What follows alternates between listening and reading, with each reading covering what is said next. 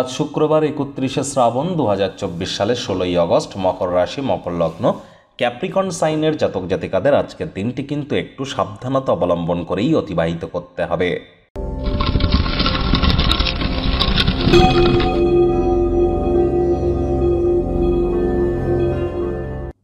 ভিডিওটির শুরুতেই আপনাদের সকলকে রাজযোগ চ্যানেলের তরফ থেকে পবিত্র একাদশীর হার্দিক শুভেচ্ছা ও অভিনন্দন রইল।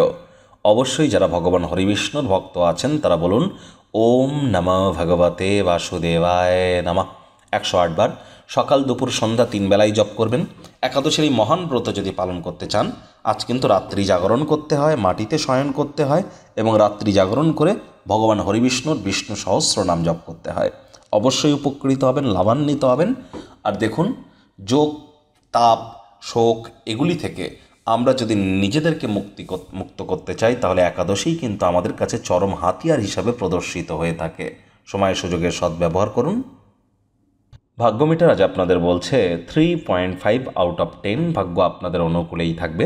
দেখুন, কোনো নেতিবাচক বা নেগেটিভ কথাবার্তা বলতে কিন্তু আমাদেরও ভালো লাগে না, তবে গ্রহ নক্ষত্রের হেরফের অনুযায়ী ইন জেনারেল ডেলি প্রেডিকশন আমরা প্রস্তুত করে থাকি।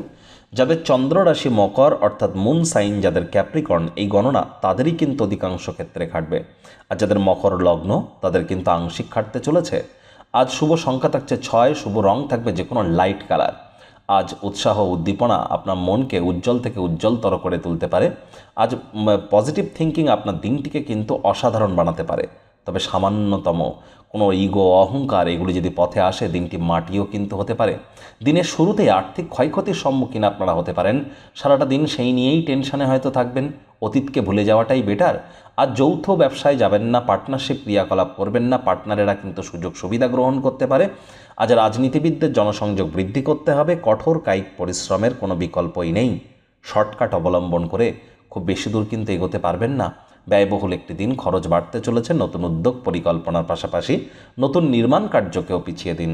আজ যারা রাজনীতিবিদ আছেন, জনসংযোগকে বৃদ্ধি করুন।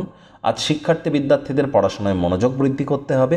উচ্চশিক্ষার জন্য যারা বিদেশ যাত্রার কথা ভাবছিলেন, ভাগ্যদেবীও কিন্তু আজ আপনাদের পক্ষে নেই। সন্তান সন্ততি থেকে থাকলে তাদের দিকেও কঠোর সজাগ দৃষ্টি বজায় রাখুন। প্রেমিক প্রেমিকা, স্বামী স্ত্রী, ভালোবাসার মানুষের চরিত্র নিয়ে সন্দেহবাতিক যেন হবেন না। তৃতীয় ব্যক্তিকে সম্পর্কের মধ্যে প্রবেশ করতে দেবেন না। ঘরে পড়ে থাকা পুরনো দিনের কোনো জিনিসপত্র দেখতে পেয়ে ছোটোবেলার কথা মনে পড়তে পারে, যার কারণে সারাটা দিন দুঃখের সাথে কাটাতে পারেন।